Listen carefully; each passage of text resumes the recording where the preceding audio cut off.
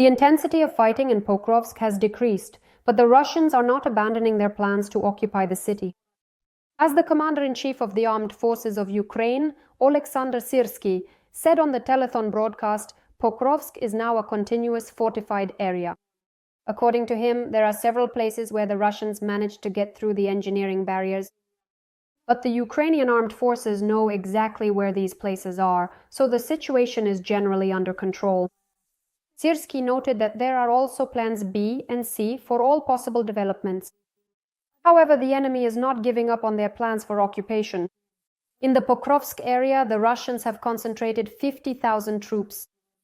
This information was also confirmed by the President of Ukraine, Volodymyr Zelensky, during a conversation with journalists on November 7th. The enemy's number one goal is to occupy Pokrovsk as soon as possible. This goal remains unchanged. According to our military, there are 314 Russians in the city itself, but the group stationed around the city is very large. In an interview with The Guardian, the head of state stated that the fiercest and most brutal fighting is currently taking place in the Donetsk region. But there, the occupiers have suffered heavy losses and have not achieved success. As military counterintelligence officer, SBU Colonel Roman Chervinsky told Kyiv 24 TV channel, although the Russian occupiers have still not managed to capture Pokrovsk, the enemy has cut off logistics. Therefore, the command must now decide whether to continue the defense with new forces or to withdraw units from the city. We see that Pokrovsk has nevertheless held out.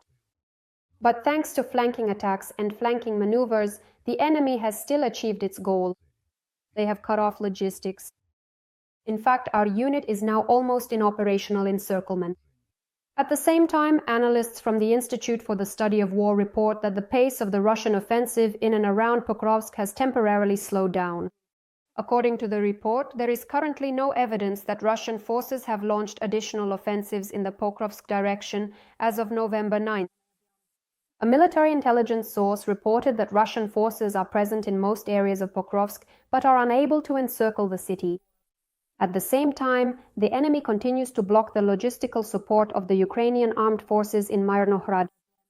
As of 8 a.m. on November 10th, according to data from the General Staff of the Armed Forces of Ukraine, Ukrainian defenders have repelled 97 enemy attacks in the Pokrovsk direction. In the Kostiantynivka direction, the enemy carried out 29 attacks. In the Oleksandrivka direction, the defense forces repelled 27 enemy assaults in the areas of the settlements of Yalta, Ivanivka, Zelenaya Rosha, Oleksandrograd, Novoselivka, Sekneve, Aristopol, Stepne, Rybne, Zlahoda, Verbove, and towards the settlement of Andriivka, Klevtsova. The other directions remain less tense. Over the past day, the losses of the Russian occupation forces amounted to 1,090 personnel. Ukraine's defense forces also neutralized 7 tanks, 7 armored combat vehicles, 9 artillery systems, and 57 UAVs.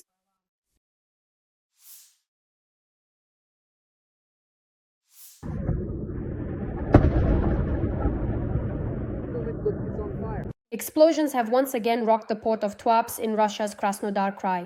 On the night of November 10th, a fire broke out there after a sea drone attack.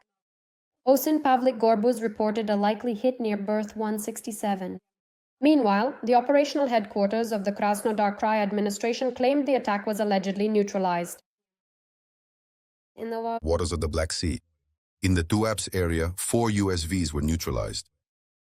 One of the unmanned boats detonated near the shoreline.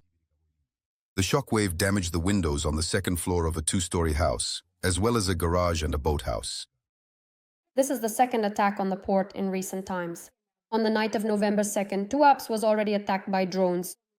As a result of the attack, a tanker and an oil terminal were damaged. According to OSINT analysts, at least 3 sources of fire were recorded at that time. Drones are attacking the port of Tuapse because it is one of the key hubs for the export of Russian oil and petroleum products.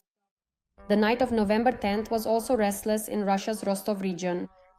There, drones attacked an oil refinery and a railway station.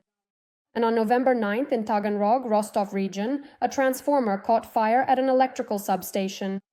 According to eyewitnesses, 2 explosions were heard in the city. Something exploded here. There was a double explosion. Smoke everywhere, look, it's just crazy. The company Rossetti reported that as a result of the incident, a high-voltage line was shut down in an emergency. In several districts of the city, the power supply was cut off, as reported by Taganrog residents in local Telegram channels. When will the power be back? No one warned us anywhere that there would be a shutdown. They say the whole city is without power. At the very least, there's no power on Svobody Street and on Turgenevsky. Attacks on Russia's energy facilities are becoming more and more frequent. For example, on the night of November 9th, the Voronezh CHPP-1 in the Russian city of Voronezh was attacked. Over there. There was a big flash. 4 strikes, I think. No, well, I heard 3 strikes, actually. I could be wrong, but that's what I heard. Voronezh CHPP-1 is an important supplier of thermal energy for residential buildings and major enterprises in the city. The station supplies thermal energy to 4 districts of Voronezh, Levoberezhny, Zheleznodorozhny, Leninsky, and Centralny, as well as to more than 1,000 enterprises, including the largest plant in Voronezh, Voronezh Synthis Kauchuk. Recently, there have been significant electricity problems in the Russian city of Belgorod. On the evening of November 8th, the governor of Belgorod Oblast, Vyacheslav Gladkov, reported that more than 20,000 people were left without power in Belgorod and the region as a result of the attack. The Luch CHP plant was attacked there, which supplies electricity both to Belgorod and the surrounding area. On the morning of November 9th, the situation remained unchanged. As Gladkov reported, the missile strike caused serious damage to the system, to both the power supply and heating supply.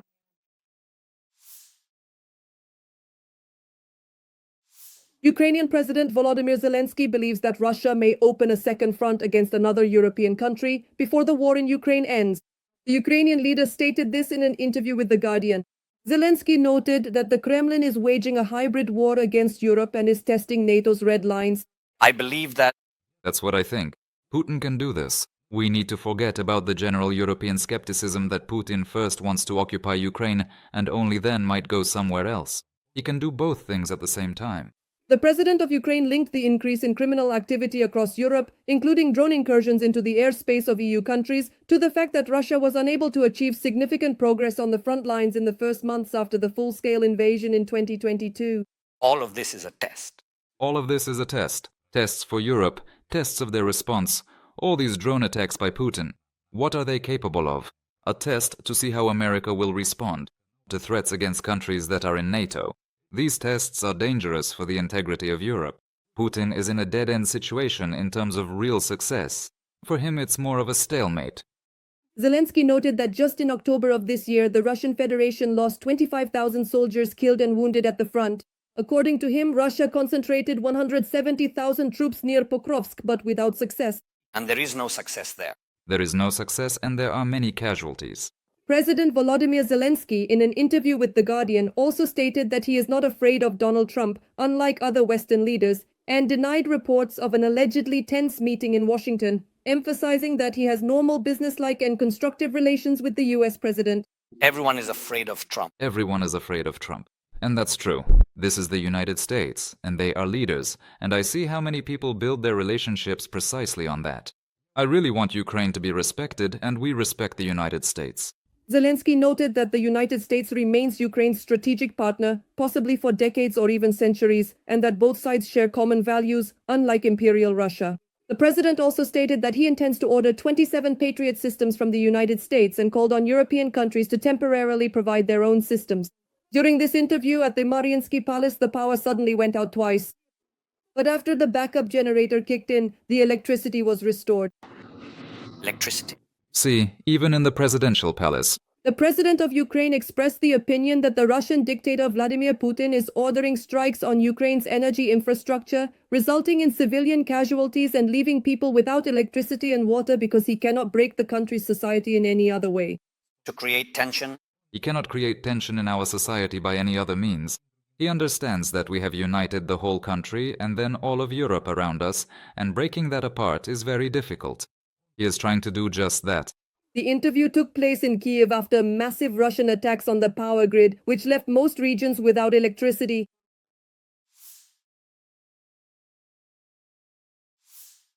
Former Commander-in-Chief of the Armed Forces of Ukraine and now Ukraine's ambassador to the United Kingdom, Valery Zaluzhny, stated that Ukraine will not agree to a capitulation disguised as peace agreements. He wrote about this in an article for the New York Post.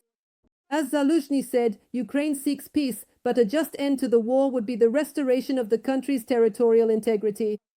Punishing Russia for the war crimes committed in Ukraine and obtaining guarantees that no aggressor will ever again threaten Europe from Moscow.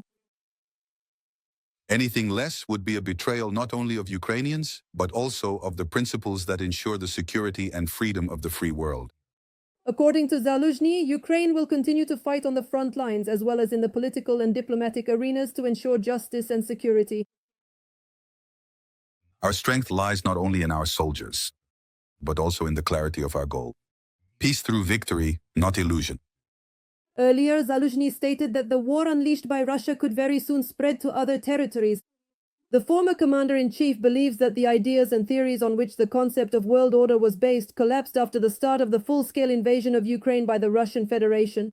President Volodymyr Zelensky stated in an interview with The Guardian that the Russian Federation could open a second front against another European country before the war in Ukraine ends. That's what I believe. Putin could do that. We need to forget about the general European skepticism that Putin first wants to occupy Ukraine and only then might go somewhere else. He can do both things at the same time. Zelensky noted that the Kremlin is waging a hybrid war against Europe and is testing NATO's red lines. All of this is a test. All of this is a test. Tests for Europe, tests of their response. All these drone attacks by Putin, what are they capable of? It's a test to see how America will respond to threats against countries that are in NATO. These tests are dangerous for the integrity of Europe. The president of Ukraine linked the increase in criminal activity across Europe, including drone incursions into the airspace of EU countries, to the fact that Russia has failed to achieve significant progress on the front in Ukraine.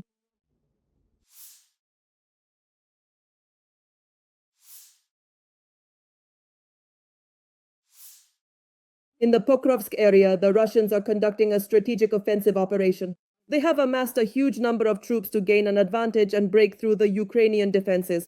Commander-in-Chief of the Ukrainian Armed Forces, Oleksandr Syrskyi, spoke about this to the New Post. The Commander-in-Chief emphasized that Kyiv is holding firmly onto this logistically important city. The situation on the front line is indeed tense. The enemy is conducting a strategic offensive operation. They have concentrated most of their forces, creating an advantage in an attempt to break through our defensive line and capture this area. Syrskyi refuted the claims of Russian propagandists that Pokrovsk has fallen and that Ukrainian troops are surrounded. After the September counteroffensive, which cost the occupiers about 13,000 casualties and allowed Ukrainian forces to clear more than 165 square miles, everything is happening in reverse. They continue to show this territory on their maps as if it is under their control. But this claim that the enemy has captured almost everything and is about to finish the job does not correspond to reality. The New Post notes that out of approximately 700,000 Russian servicemen present in Ukraine, Moscow has sent about 150,000 to Pokrovsk. Powerful mechanized groups and 4 Marine brigades have also been involved in the offensive.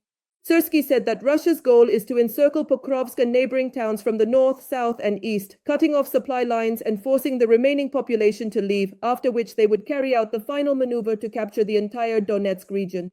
Syrskyi also stated that the defense forces are trying to inflict as many losses as possible on the occupiers.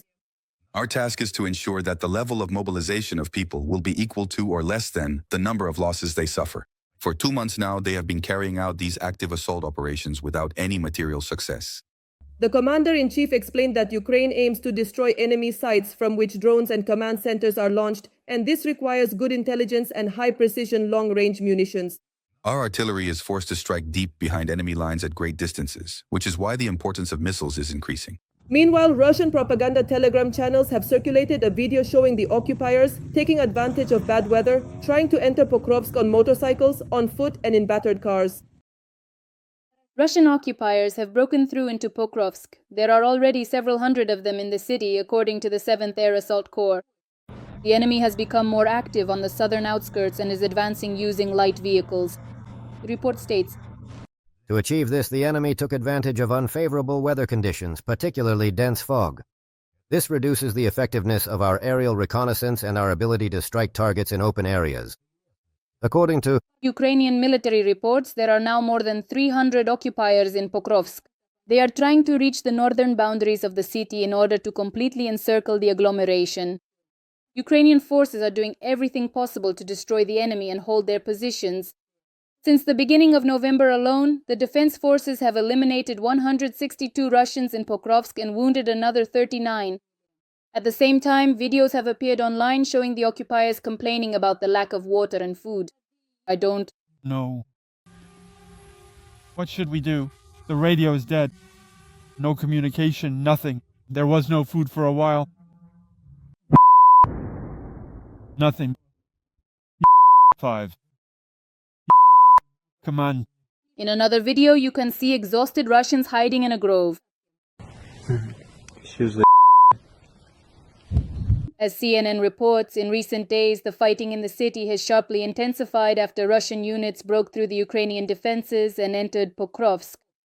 Despite the fact that Pokrovsk has lost its strategic importance as a transport hub, the city has become a symbolic target and a matter of prestige for Putin. He has repeatedly mentioned it as part of his statements about the so-called liberation of Donbas, so the fall of the city would be an important political signal within Russia. The commander-in-chief of the armed forces of Ukraine, Syrskyi, said that the intensity of fighting in Pokrovsk has indeed decreased, but this does not mean that the Russians have abandoned their plans to occupy the city. The Ukrainian command has plans in place for various possible developments of the situation.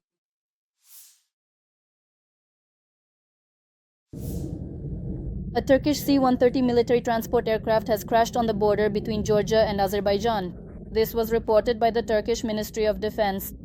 Search and rescue operations are being carried out jointly with the authorities of Azerbaijan and Georgia, reports Anadolu Agency. According to the Turkish Ministry of Defense, there were 20 Turkish armed forces personnel on board, including crew members.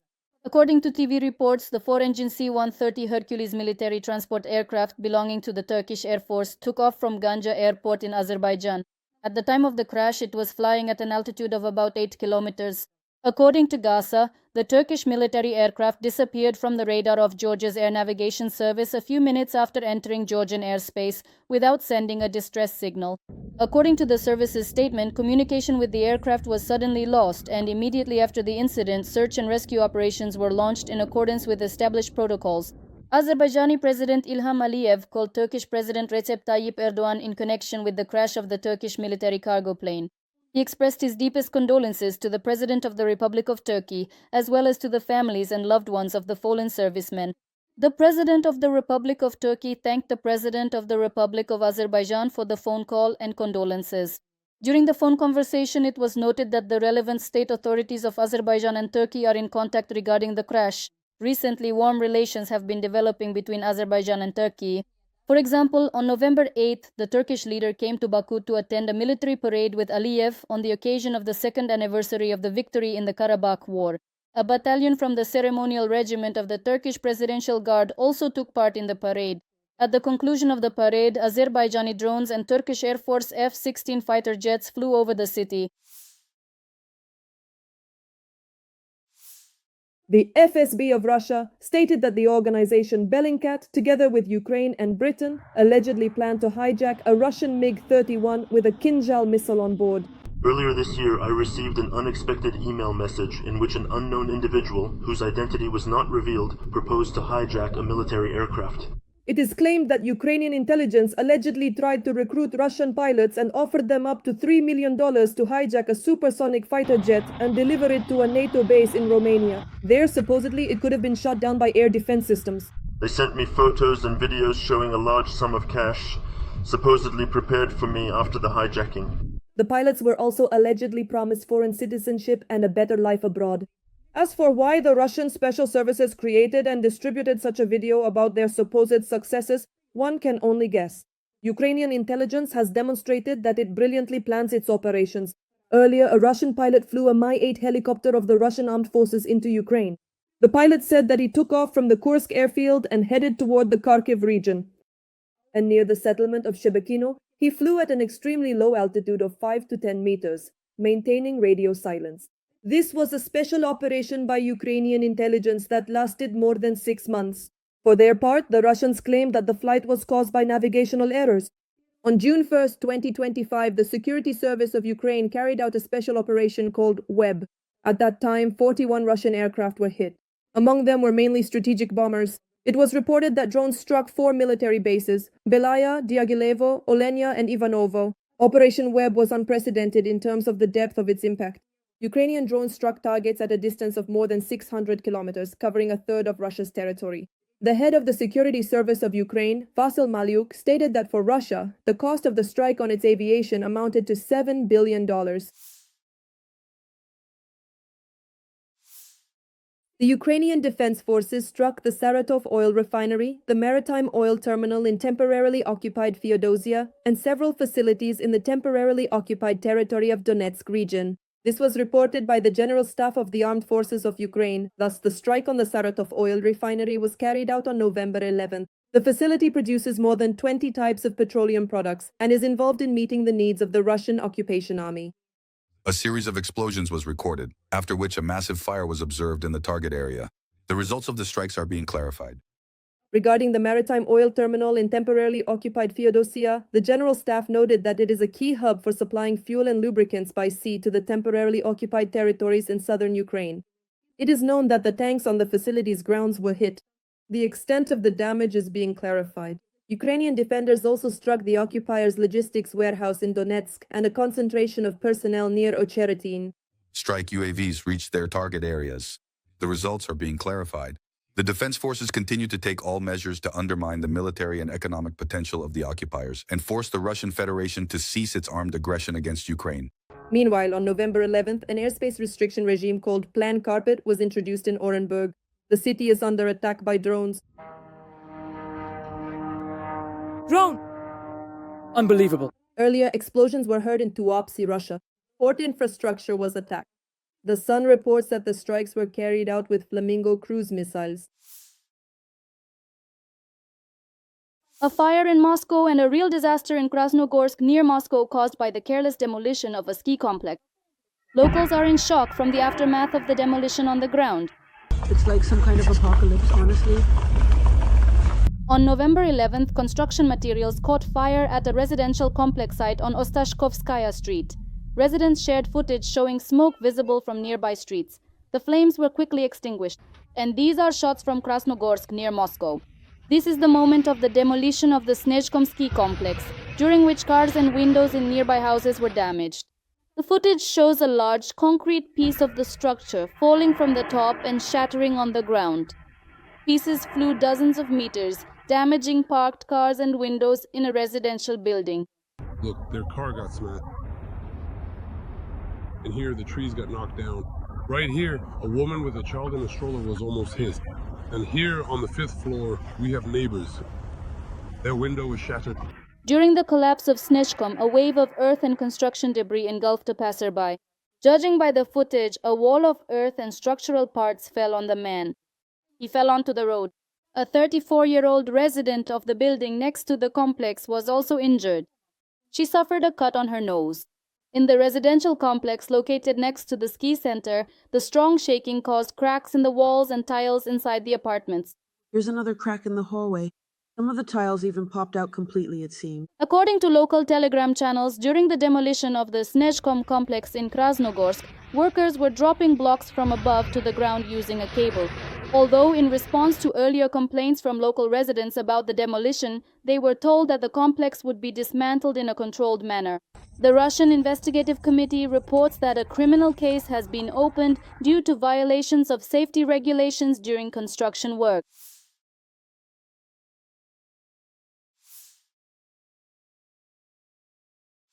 The enemy has captured 3 settlements in the Zaporizhzhia region. This was reported by the Commander-in-Chief of the Armed Forces of Ukraine, Oleksandr Syrskyi. The Commander-in-Chief of the Armed Forces of Ukraine noted that the enemy is using weather conditions, thick fog, to infiltrate between positions.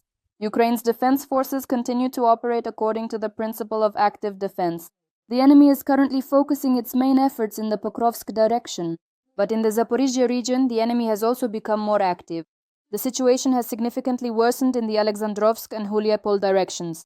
Taking advantage of its numerical superiority in manpower and equipment, the enemy advanced during fierce fighting and captured 3 settlements. The soldiers of the South Military Group are engaged in grueling battles for Ravnopoli and Yablokovo. Also, on the Telegram channel Sniper Plus says, run by the mayor of Henichesk, Stanislav Bunyatov, with the call sign Osman, it is noted that in 2026, the Zaporizhzhia direction could face a collapse from the right flank. Russia may take Pokrovsk. Putin is throwing everything into capturing the city, but he will pay a high price for it. This is the opinion of analysts from the Institute for the Study of War. American analysts note that the Russian military command has decided to conduct several offensive operations simultaneously across the entire theater of military operations, particularly in the Kharkiv region near Vovchansk and Kupiansk, in the northeast of the Donetsk region's fortified belt, and near the border junction of Donetsk, Dnipropetrovsk, and Zaporizhzhia regions.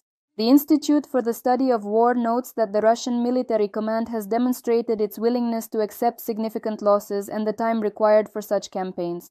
But even such an exhausting tactic does not play into Russia's hands.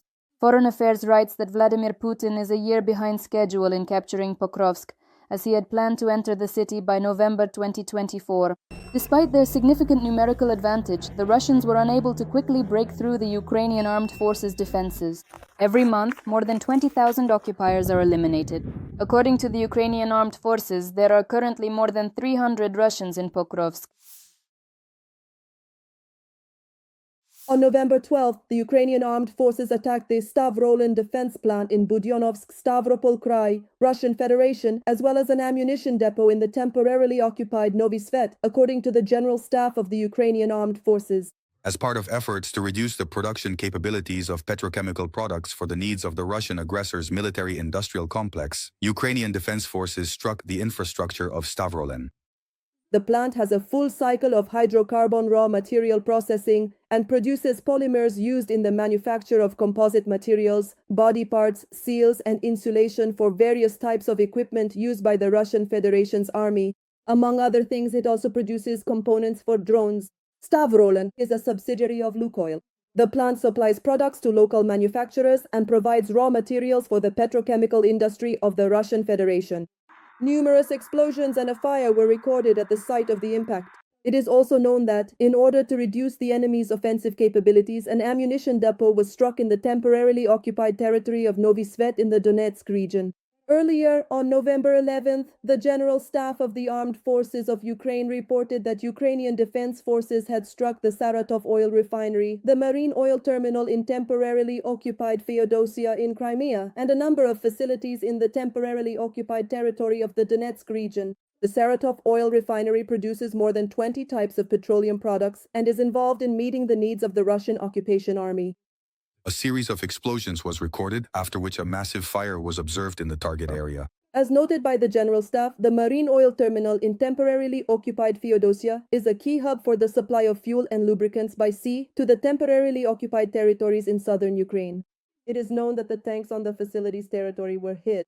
The strikes reported by the General Staff of Ukraine on November 11th and 12th are of strategic importance and reflect a new phase of pressure on Russian military infrastructure and industry. Earlier, journalist Mike Nakis stated, refineries and oil depots in Russia continue to burn, and recently, so do thermal power plants and electrical substations.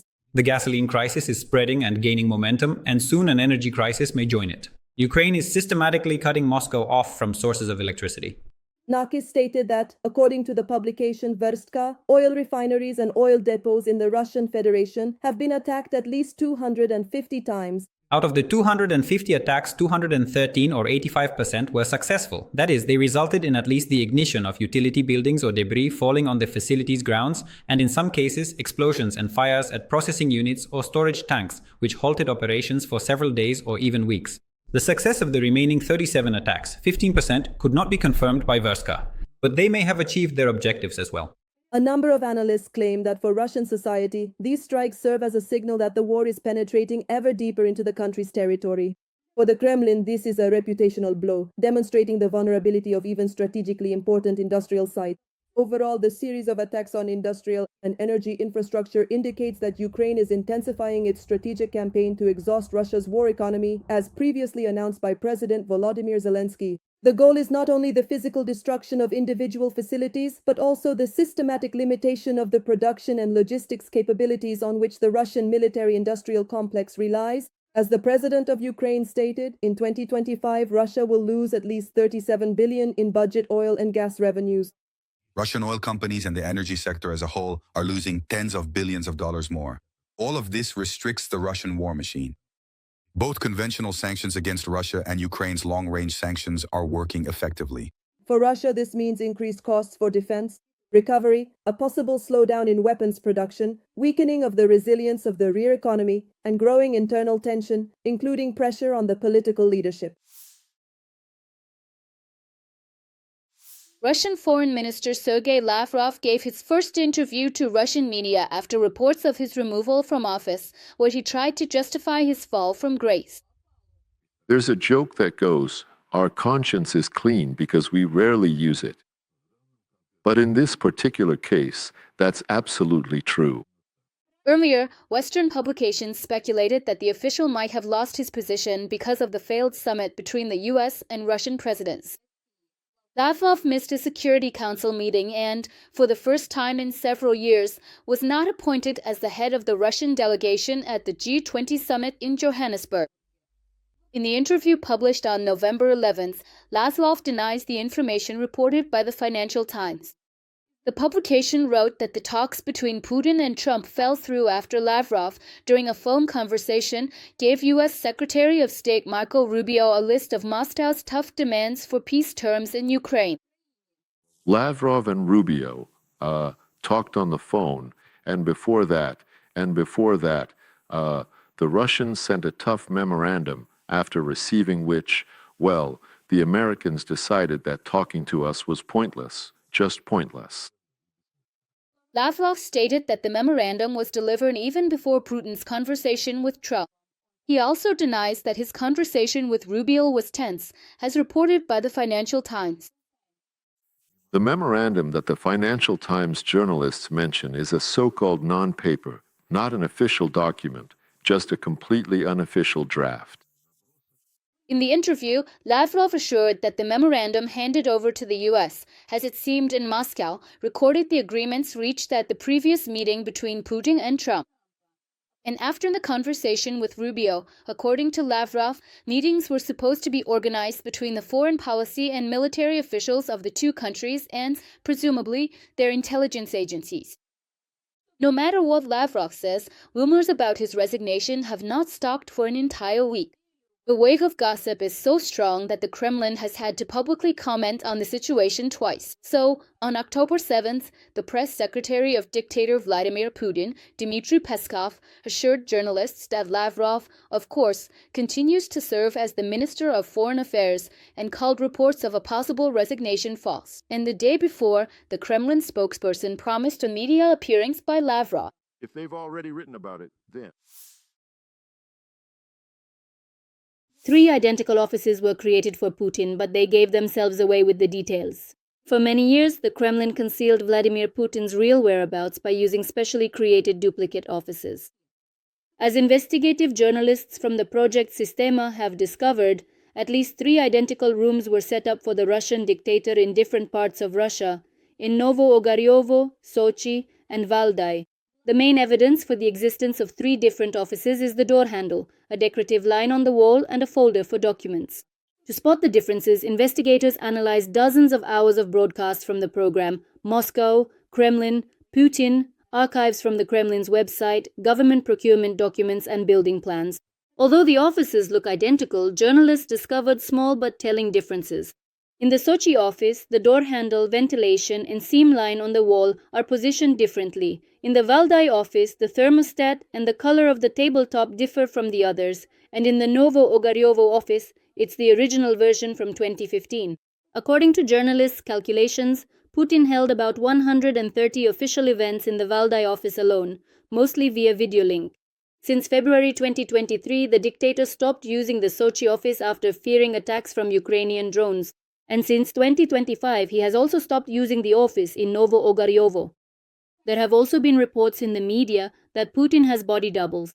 According to the head of Ukraine's main intelligence directorate, Kyrylo Budanov, Putin regularly uses at least 3 body doubles. Recently, journalists exposed 2 of the dictator's doubles. One of them is allowed to speak while the other must remain silent. This conclusion was reached by the publication Bild, which identified the main features by which Putin can be distinguished from his copies. Their facial features, which are difficult to fake, give them away. They differ from the original in the shape of their ears, nose, and other features, as well as in height.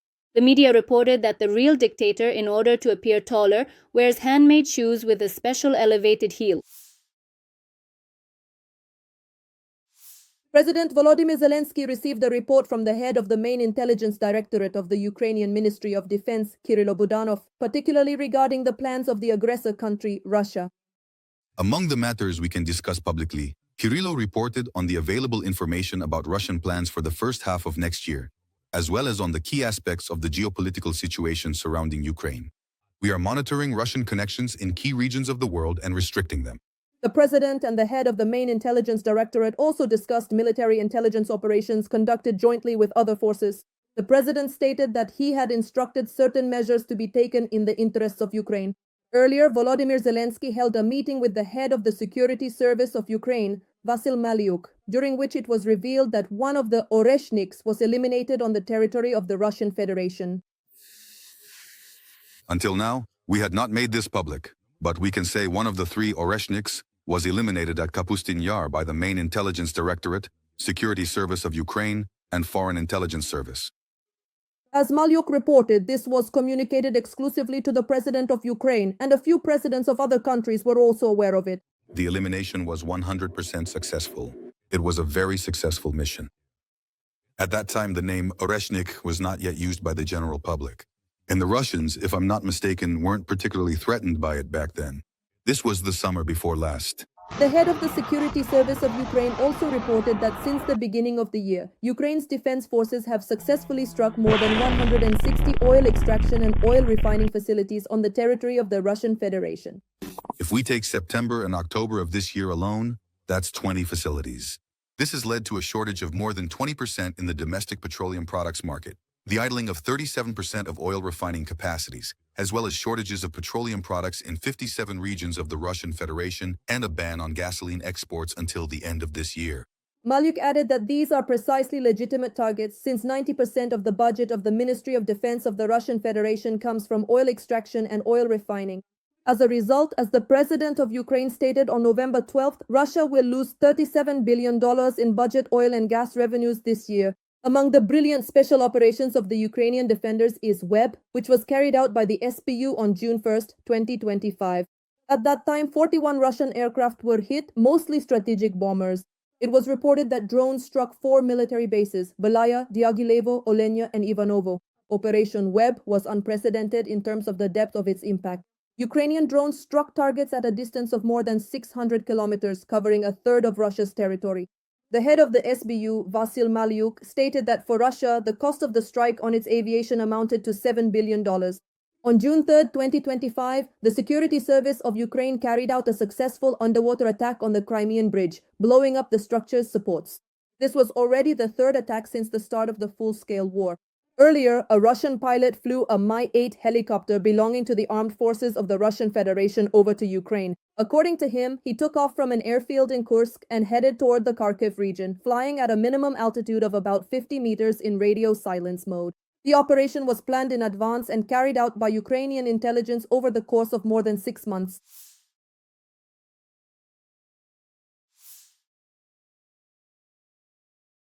The Russians do not have control over the city of Pokrovsk. This statement was made by the commander-in-chief of the Ukrainian armed forces, Oleksandr Syrskyi. On his Facebook page, he reported that he made a trip to the Pokrovsk direction, where he spoke with commanders. According to him, stabilizing the situation in the area of the Pokrovsk-Mirnohrad operation depends on the level of coordination between military command bodies, units, and subdivisions involved in carrying out combat missions. The Pokrovsk direction remains the main focus in the context of the enemy's offensive. This is where the highest number of daily enemy assault actions are recorded. A significant part of its grouping operating on the territory of Ukraine is concentrated here. The enemy, in particular, is trying to take advantage of the difficult weather conditions. Syrskyi added that the main tasks of the armed forces of Ukraine remain the gradual taking of control over certain areas, supporting and protecting existing logistical routes, as well as organizing additional ones. He said that constant fighting with small enemy assault infantry groups continues both on the approaches and directly within the urban area. Ukrainian soldiers are doing everything possible to make it impossible for the enemy to move and gain a foothold. According to the Commander-in-Chief of the Armed Forces of Ukraine, as a result of search and strike operations over the past week, almost 7.5 square kilometers of territory in the Pokrovsk district of Donetsk region have been cleared of enemy sabotage and reconnaissance groups. Syrskyi summed up, There is no question of Russian forces controlling the city of Pokrovsk or of the Ukrainian Defense Forces grouping being operationally encircled. The fight continues. The day before, thick fog allowed the occupiers to approach Pokrovsk. A video was published online showing Russian soldiers moving along a foggy road in civilian cars and on motorcycles. According to the BBC, it was filmed on the southern outskirts of Pokrovsk. As told by the pilot of the Ukrainian unit Syrskyi with the call sign Goose, this column of occupiers was later partially destroyed.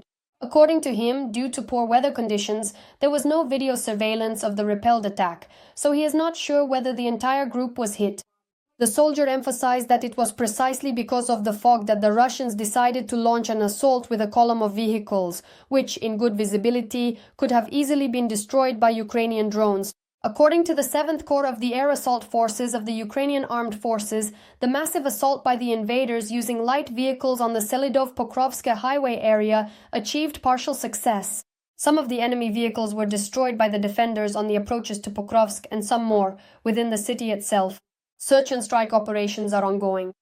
Defense forces are also working to destroy the firing positions that Russian troops managed to set up in recent days in certain districts of Pokrovsk. According to the General Staff of the Armed Forces of Ukraine, as of 8 a.m. on November 13th, the situation in the Pokrovsk direction remains the most tense. There, Ukrainian defenders have repelled 81 attacks by the aggressor. The General Staff also published footage of the 425th Separate Assault Regiment, which continues assault operations in Pokrovsk. In total, 226 combat engagements were recorded along the front line over the past day. The losses of the Russian invaders amounted to 1,180 personnel. Flamingo missiles struck Russia on the night of November 13th. Units of the Ukrainian Defense Forces carried out strikes on several dozen targets on Russian territory and in temporarily occupied areas of Ukraine, using, among other things, drones. This was reported by the General Staff of the Armed Forces of Ukraine. In particular, it is noted that in temporarily occupied Ukrainian Crimea, there were hits on the marine oil terminal storage facility, a helicopter parking area, and a site for storing and preparing UAVs at the Kirovsky airfield, as well as on an air defense radar station in Yevpatoria. In the temporarily occupied territory of the Zaporizhzhia region, an oil depot near Berdyansk was struck, as well as forward command posts of the 5th Combined Arms Army and the 127th Motorized Rifle Division of the Russian occupiers, the statement said. Additionally, as reported by the General Staff, targets were also hit on Russian territory. To carry out complex strikes, attack UAVs, rocket drones, and various types of missiles are being used. Thus, last night, a number of long-range weapons were launched, including domestically developed systems such as Flamingo, Bars, and Lutyi, the General Staff noted. As of today, the Flamingo is, in terms of its characteristics, the best subsonic cruise missile in the world. It surpasses not only the Russian Kh-101, Ka-555s Kalibro and Iskander-K, but also the American Tomahawk. It is superior in terms of target range, warhead weight, and several other parameters. For example, its flight range is 3,000 kilometers, maximum speed is 950 kilometers per hour, and cruising speed is 850 to 900 kilometers per hour. The warhead weight is 1,000 to 1,150 kilograms. The guidance system is combined, including satellite, electronic warfare resistant, and inertial systems. The publication Welt reports that in September, Ukraine used 3 Flamingo cruise missiles during a strike on a Russian intelligence base in temporarily occupied Crimea. According to the publication, 2 missiles hit the target while another fell approximately 100 meters away. Ukraine and the United States of America are jointly developing interceptor drones capable of countering Russian attack UAVs. This was stated by Ukrainian President Volodymyr Zelensky in an interview with Bloomberg. According to him, this is a joint American-Ukrainian production. Zelensky expressed hope that in the future the armed forces of Ukraine will have even more drones. The head of state also commented on the difficult situation on the Pokrovsk front. According to him, Russian forces are trying to gain control of the city after months of fierce fighting. The president emphasized that any decision to withdraw troops should be made by the military command on the ground. No one is forcing them to die for the sake of ruins. I will support our soldiers, especially the commanders who are there, in how they can control the situation. Otherwise, it will be too costly for us. The most important thing for us is our soldiers. Zelensky noted that Russia is seeking to achieve victory in Pokrovsk in order to create a favorable position in possible negotiations with the United States. At the same time, the Ukrainian leader emphasized that Ukraine will not give up defending its eastern territories. We cannot leave eastern Ukraine. No one will understand that. People will not understand that. And most importantly, no one can guarantee that, after capturing a particular settlement, they won't move further. There is no deterrent factor. Volodymyr Zelensky also said that the Russian dictator Vladimir Putin managed to intimidate some European leaders so that they would not send air defense systems to Ukraine. According to him, the Kremlin leader carried out a deliberate campaign against Europe with recent drone and fighter jet incursions into the airspace of NATO member countries. I think he scared them. That was his goal and he achieved it. The Europeans responded immediately. How did they respond? That's a question for NATO and for each country that faced the aerial threat. The head of state added that the drone incursions were without a doubt a form of psychological influence. Moreover, Putin was testing not only the reaction of the alliance countries, but also their readiness for such threats.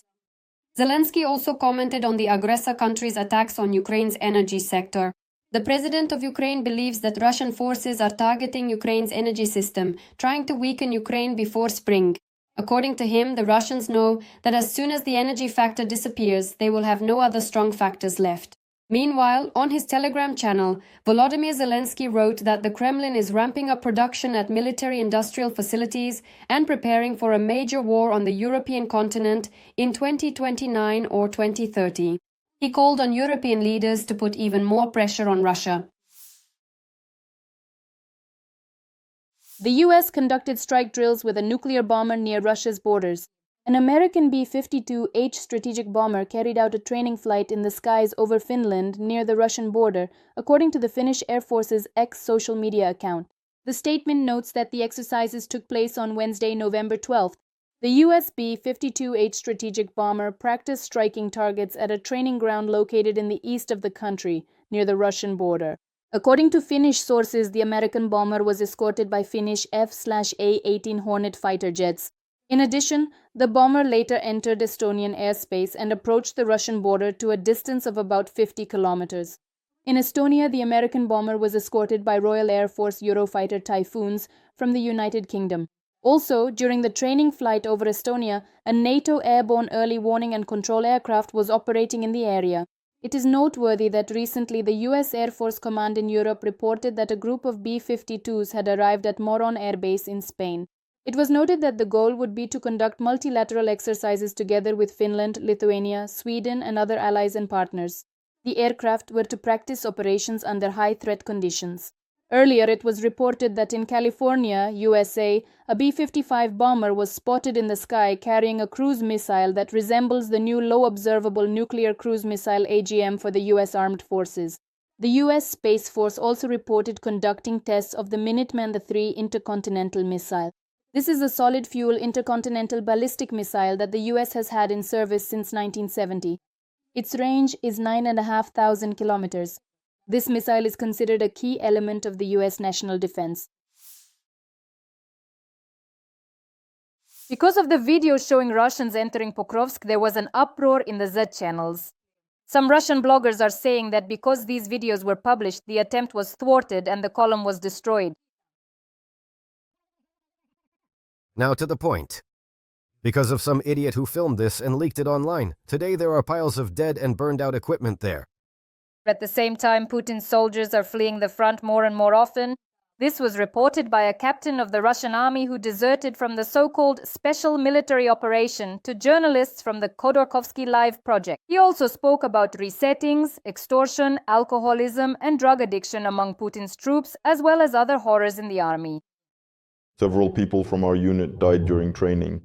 The nurses walk around. In the evening, some of them turn into geishas.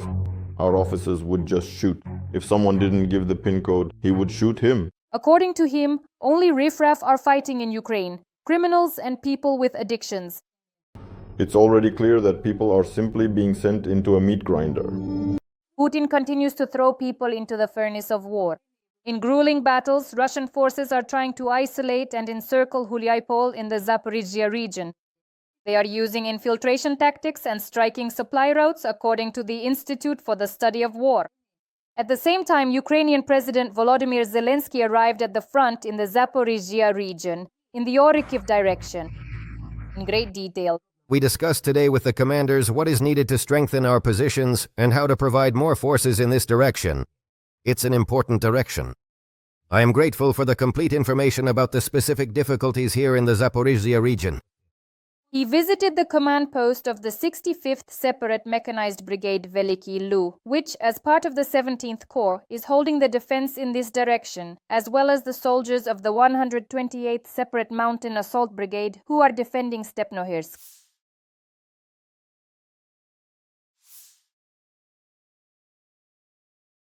A Russian Su-30 military aircraft has crashed.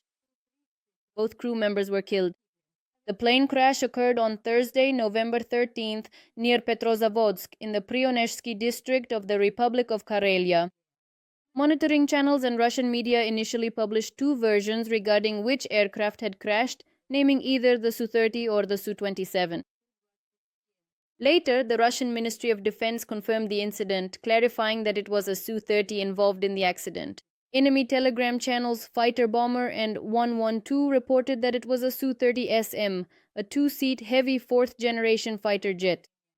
The press service of the Ministry of Defense of the aggressor state made a statement. At around 7 p.m. in the Republic of Karelia, a Su-30 aircraft crashed while performing a scheduled training flight. The plane went down in an uninhabited area. The flight was carried out without any ammunition on board. The crew of the aircraft was killed. Earlier on November 7th, a Ka-Tu-26 helicopter crashed in the village of Achisu, Dagestan, Russia. The aircraft crashed into a pier, then lost control, hit a residential building during the fall, and caught fire. Russian Su aircraft easily shoot down Ukrainian combat drones. Some of them are setting world records. For example, in May, for the first time in the world, the main intelligence directorate, CHUAR, destroyed an enemy combat aircraft with a strike from a Magura Sea drone, as reported by the agency at the time. Of the Defense Intelligence of Ukraine on its Telegram channel, the destruction of the Russian Su-30 combat aircraft was carried out over the Black Sea, the agency specified, noting that this was the first time in the world a combat aircraft was destroyed by a sea drone, specifically with an R-73 air-to-air missile equipped with an infrared homing sensor. A Russian multi-role fighter jet, with an estimated cost of about $50 million, burst into flames in the air and fell into the sea.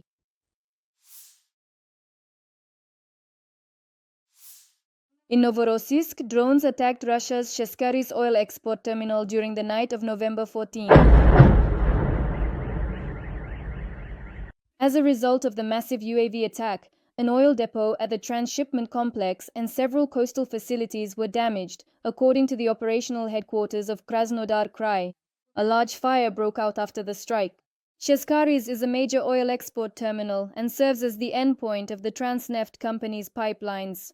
According to the Telegram channel Crimean Wind, in Novorossiysk, a missile may have hit the S-300 Mars-400 position located on the grounds of Military Unit 1537, the Kuban Red Army Anti-Aircraft Missile Regiment. There are also reports of a strike on a Kaliber missile warehouse. In addition, sources from the channel report a hit on the Chernomor Transneft oil terminal. The Russian city of Saratov was also under drone attack. Local residents wrote that the local oil refinery was attacked. Earlier, Ukrainian President Volodymyr Zelensky stated, "They need to know where the bomb shelters are," Zelensky said about Kremlin officials. "They need this if they don't stop the war." The Russian Ministry of Defense reported that overnight from November 14th, air defense shot down 216 drones, including 66 over the Krasnodar region, 45 over the Saratov region, and 19 over the temporarily occupied Crimea.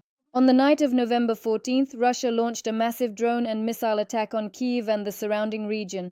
30 apartment buildings in 9 districts were damaged. It got into the smoke. According to the city's mayor, Vitaly Klitschko, as of 11 in the morning, 4 people were reported dead and 29 injured as a result of the overnight attack. Among the injured are 2 children, aged 7 and 10.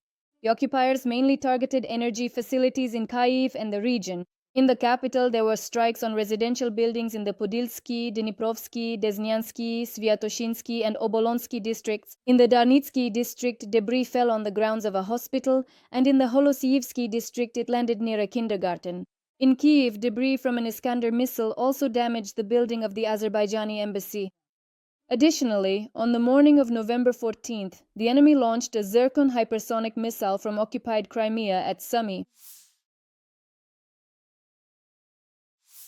The Pokrovsk direction remains the main axis of the Russian offensive. This was reported by the Commander-in-Chief of the Armed Forces of Ukraine, Oleksandr Syrskyi, in a briefing on the situation at the front.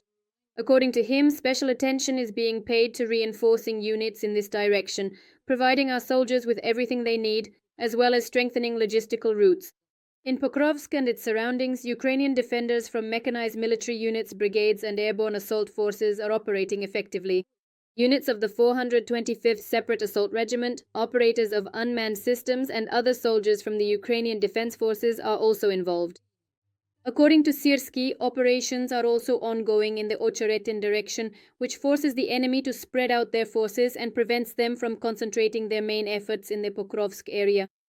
The Ukrainian Defense Forces are carrying out measures to block and deliver comprehensive fire strikes against the occupiers near the settlements of Yablochny, Vesely, and Sladko.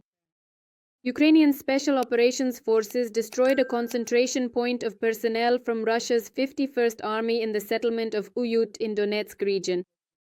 The task assigned to the 51st Army groupings of Russia was to encircle the northern Pokrovsk-Myrnohrad agglomeration. At the same time, the aggressor country's army continues to put pressure on Ukrainian positions in the Pokrovsk direction using small assault groups and armored vehicles.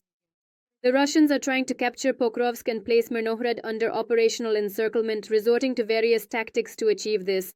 In particular, among the prohibited tactics, the Russians disguise themselves as civilians and as Ukrainian armed forces soldiers. The National Guard claims that Ukrainian forces are holding their positions in Pokrovsk because if the city falls, the Russians will be able to reach the administrative borders of Donetsk region. At the same time, the defense forces are having success in the Kupiansk direction, particularly in Kupiansk itself in the Kharkiv region. As noted, both Ukrainian soldiers and Russian occupiers used various tactics to infiltrate the city. In particular, sabotage and reconnaissance groups entered, disguising themselves in civilian clothing. However, the enemy was unable to gain a foothold in Kupiansk. The recent visit of Kazakhstan's President Kassym-Jomart Tokayev to Moscow has become the focus of media attention. It is notable because this was the Kazakh leader's first state visit to the Russian capital. Previous trips had only official or working status. As the media reports, Tokayev did not meet with the Russian dictator Vladimir Putin by chance after his visit to Washington. It is noted that in this way, he demonstrated to the Kremlin's master the previous friendly ties. In addition, the president of Kazakhstan may have conveyed some messages from the American leader Donald Trump to Moscow. In particular, Kazakhstani media paid attention to the details of Tokayev's trip. It is noted that his plane was escorted by Su-35 fighter jets all the way to Moscow. And during the motorcade, there were flags of Kazakhstan and Russia along the entire route, as well as huge banners welcoming Tokayev. At the same time, during his meeting with the Russian dictator, Tokayev was rather reserved. The reason for this could have been the information attacks by Russian media related to the outcome of Tokayev's meeting with US President Donald Trump. On the eve of his visit to Moscow, pro-Kremlin media published negative statements about Tokayev. This was due to the agreement signed allowing American companies to develop tungsten deposits in Kazakhstan, as well as Tokayev's positive assessment of Trump's activities. Despite this, following the negotiations in Moscow on November 12th, a declaration was signed to elevate the relationship between Kazakhstan and Russia to the level of comprehensive strategic partnership and alliance to support the high pace of political contacts at all levels, and for Russia to fully fulfill its commitments regarding the construction of the first nuclear power plant in Kazakhstan and the development of cooperation at Baikonur. Kassym-Jomart Tokayev also maintains friendly relations with the Chinese leader Xi Jinping.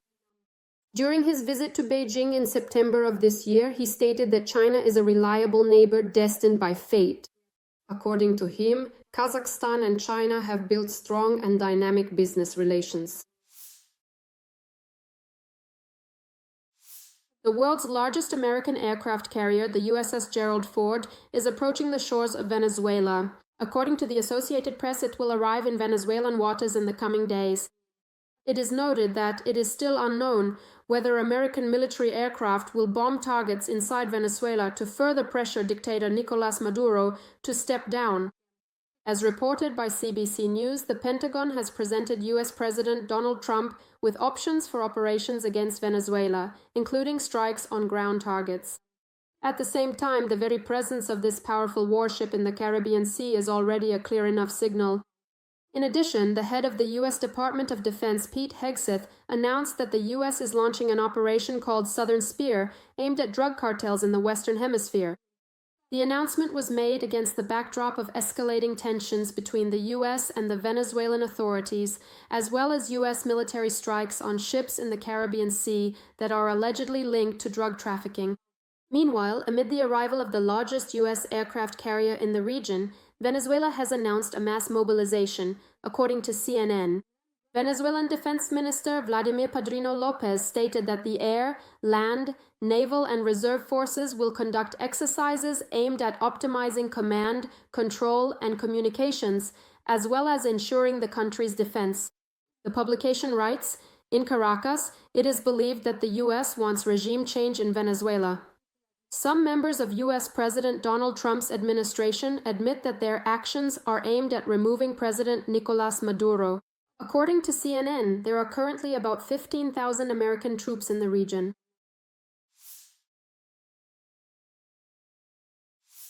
A representative of the Russian Ministry of Defense, commander of the Chechen Special Forces Unit Akhmat, Alaudinov, threatened Z bloggers with large-scale repression. On his Telegram channel, he published a video address in which he called Russian war correspondents who criticized the army's actions enemies of Russia. In particular, this refers to publications that exposed the colossal losses of Russian troops in Pokrovsk, Ukraine. Alaudinov announced that materials against them would soon be massively submitted to law enforcement agencies. They have started to gradually receive protocols for discrediting. Then the materials have already been sent directly on extremism charges. Well, very soon this machine will pick up such momentum that, of course, they'll all be stunned. Alaudinov noted that those targeted by the campaign were given 7 days to remove all the dirt from their channels and apologize for what they had already written. According to him, quote, "Those who do not comply will be destroyed within the legal framework through criminal prosecution so that each of them gets what they deserve." The head of Akhmat added that Z bloggers who want to avoid responsibility have already started reaching out to him. It should be noted that the commander of Kadyrov's Special Forces Unit, Akhmat, Alaudinov, often becomes the subject of ridicule because of his statements about the situation on the battlefield, which do not correspond to reality. The situation with the repressions against Z bloggers was commented on by political strategist Boris Tsizengauzhen on his YouTube channel. According to him, Russian troops put up a fierce fight in Pokrovsk. But the enemies of Russia, as he calls the Z bloggers who doubted that anyone put up a fight there, are working inside the country. Alaudinov said, "We will terrorize all of you." Tsizengauzhen concluded that processes have already begun inside Russia where their own are devouring their own. According to him, this is only the beginning.